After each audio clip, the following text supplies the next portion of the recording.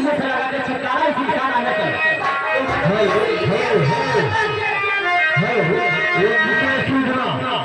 जितने भी घराती हैं ध्यान बात देखने वाले हैं तो किनारे किनारे चारपाइयों पर बैठ जाए।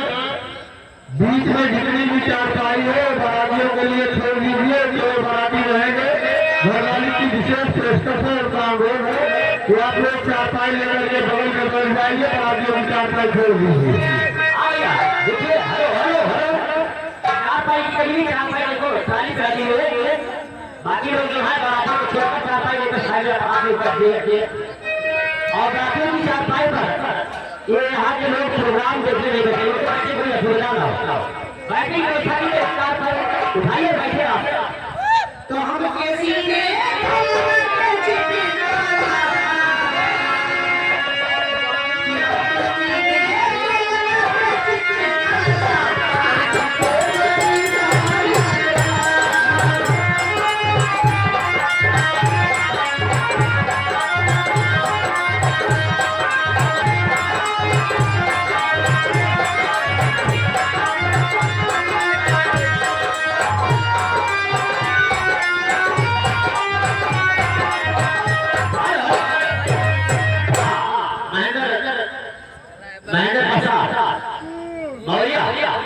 ये रोज प्रभाव 20 रुपए का पुरस्कार है मालिक से सरकार ने कहना है।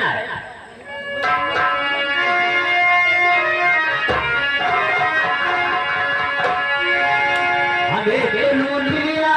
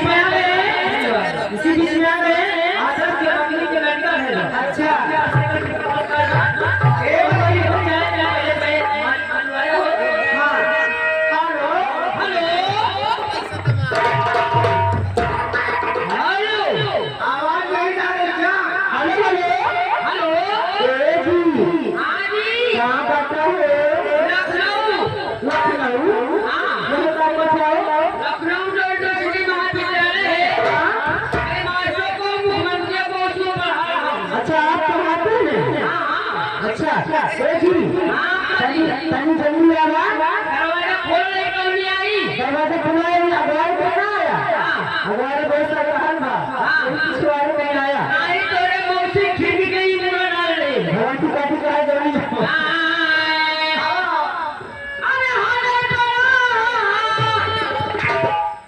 अबे बहुत मारे मारे मारे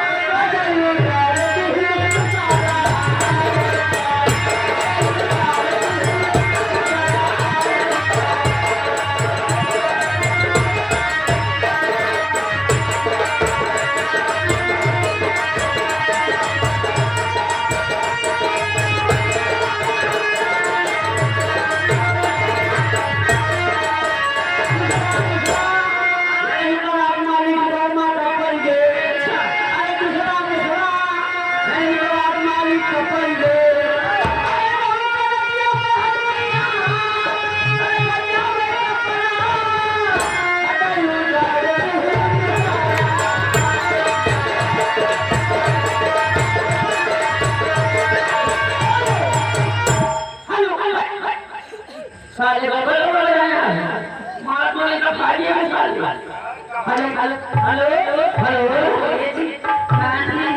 ये क्या हां मैं सुनी थी क्या पढ़ाते हो अरे अरे है ना हम वो पढ़ाई थे हां जी पहले आपसे मैं नमस्ते करती ये नहीं करना हूं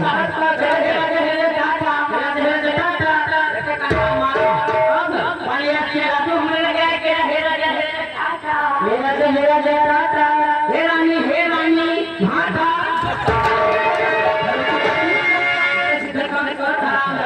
ये बताओ किसने बुलाई है बुलाई हुई सुनिए हाँ सुनी कर पढ़ाते हो अरे हम पढ़ाते भी हैं और पढ़वाते भी हैं अच्छा ये बताओ पढ़वा भी ऊपर होगी नहीं मैं पढ़ूंगी पढ़ोगी हिंदी अंग्रेजी बंगाली क्या होगी अंग्रेजी चलो आज हमारे तीनों के सरकारी वांडो जी को फालतू जो ले जाएंगे नंबर 2 क्या है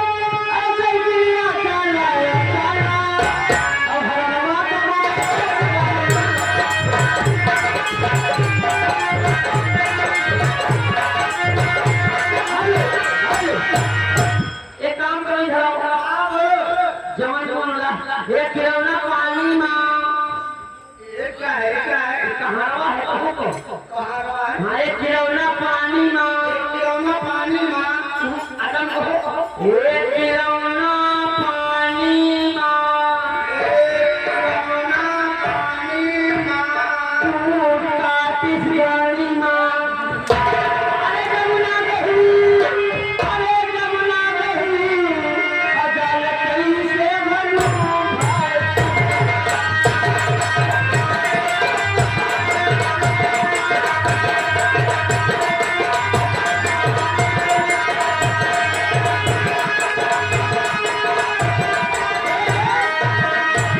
बताओ